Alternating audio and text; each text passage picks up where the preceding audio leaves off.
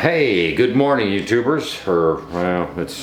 It's Sunday. It's kind of a weird day. Probably going to spend a couple days shooting and filming because lots of updates and crazy things going on.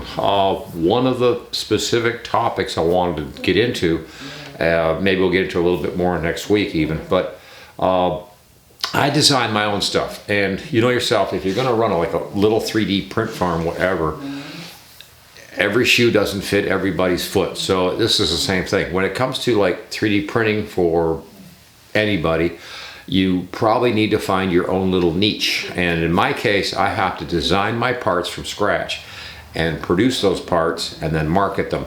So what happens is I spend a lot of time on CAD drawings such as Fusion 360, and I also use plasticity. In fact, I've been using a heck of a lot of plasticity recently. I've been trying to get more and more capable of using it. You know, it's one of those programs where it seems like it has the most impossible steep uphill climb I've ever run into, but I am trying to learn it. And on the other end of it, there's another problem. If you're going to get into 3D printing and CAD and you're going to design your own stuff, what I've been doing is just taking a piece of paper or pencil and a set of metric type calipers and measuring things. The problem I get into is locating a hole in the modeling and just real small things like that I run into. So this week I ordered something from Amazon and I'm going to be using it for my modeling going forward. And I thought I should share that with you guys because it's something that's not that expensive, but it will get you the measurements that you might need if you're, in this case, like some of the stuff, I'm basically copying it from old things. And locating screw holes, that sort of thing, can get really tricky. There's different ways of doing that, but ideally you still need to have some sort of like a drafting setup. So I'm going to show you a picture of the product I ordered. Should be in hopefully this week sometime from Amazon, but I wanted to also provide a link for that product in the description below where maybe if you're thinking about designing your own stuff, this is something you need to sit down and get those measurements correct, because I've had screw ups in the past where I'm off a couple of millimeters here and there, and it gets really frustrating having to go back to the drawings and move things around a little bit, and thinking if you could measure things accurately, you might be able to get the better model at the other end and less time screwing around trying to get things right, which is what happens to me a lot. In fact, a lot of times I'll use PLA or something and just run the model off on PLA, check it out, and once we've confirmed that yeah, this is a perfect fit, then I switch to PETG or a different, or an ABS, something like that for the model, so that we can produce it, manufacture it, and sell it to these clients. So backing up, yeah, a drafting table of some sort with metric measurements and things, that's kind of like what's needed. So there's the picture of it right there. There's the particular product, and it's just a mini setup. Now it will go up to about, I think it's 470 millimeters, something like that, 47 centimeters, I think they call it, which is bigger than my build plate, but that still means that whatever I'm drawing on there should fit the 3D printer because it's bigger than my build plates. So I shouldn't need anything bigger than that. So I went with this, like, I guess they call it the mini drafting table setup or something, but that will allow me to get very, very accurate measurements, which when you end up with modeling, the other end of it, you've got to have that thing accurate, or you'll get a lot of headaches and you'll spend a lot of time, screwing up models that you're like, I'm off by this much, whatever.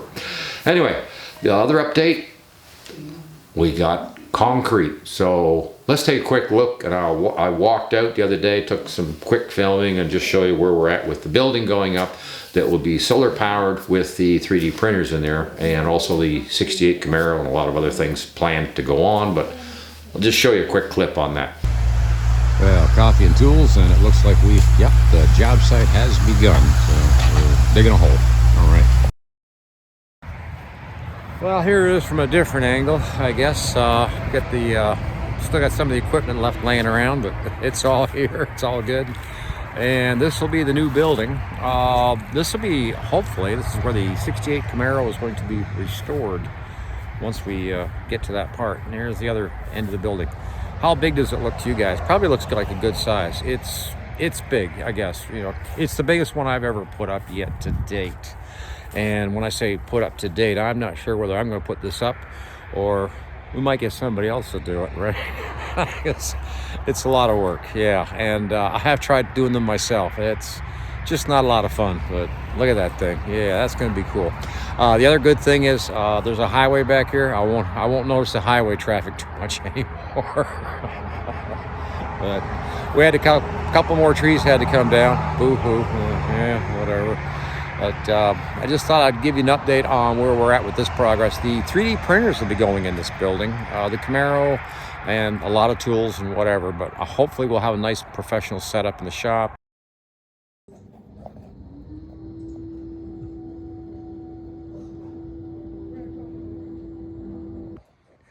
Okay, this is a couple days later, but here we are. There's the slab all done and all finished now. So that's phase one, I guess, completed. But there is a couple of issues here. I'm not real fussy on the slab. I'm not real happy with the work, but it is like, I figured this is about what you're gonna get anyways for the price. It was like, oh, okay, we'll deal with it, right? Yeah. Well, there we go. We're back inside right now, but it's still a little cold, but the slab is up. Got a lot of work ahead of that yet to do, because obviously the steel building part is not here, you know. I think we gave the size out, maybe, I don't know, 25 by 35. That's roughly what we're looking at. And it'll have two large doors, one at one end and one at the other, so that the breeze can blow through anytime it's hot in the summertime. Also looking at insulation ideas. I think we're going to go with 2-inch foam board or something to insulate the building with, but we're also going to be putting in a small 2x4 little office area where all the 3D printers will be on benches. Now, benches are probably going to be 2x4. Reason is some of the machines I've ordered that will be here end of February or so are larger machines than what something like this can sit on. Boom. So what I'm considering is I'm going to have to build 2x4 benches with plywood tops or something, because I need about a 30-inch deep, you know, platforms for the 3D printers to sit on. And of course these guys, they don't take any space, but the big ones coming in, that's a whole different story. And that's going to be an interesting review, because we paid for the machines, we bought the machines, we review the machines. You're going to hear good and bad, which is, you know, that's what it should be, right? Building still got a lot of landscaping work and everything else going on. I got to get some stone, maybe some, got to get some dirt in here. Couple of truckloads of dirt. That's always fun. Probably gonna have to rent a little bobcat, run around the backyard and, you know, clean up the mess they made, because they made a mess. Boy, they made a big mess.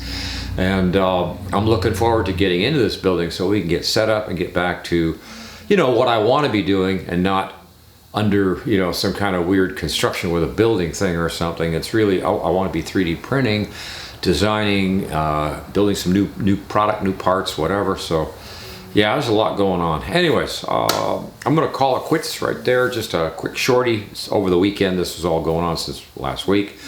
And thank you for watching Coffee and Tools. Please like, share, subscribe, and ring the notice bell. And I'll be back maybe later this week. Over and out.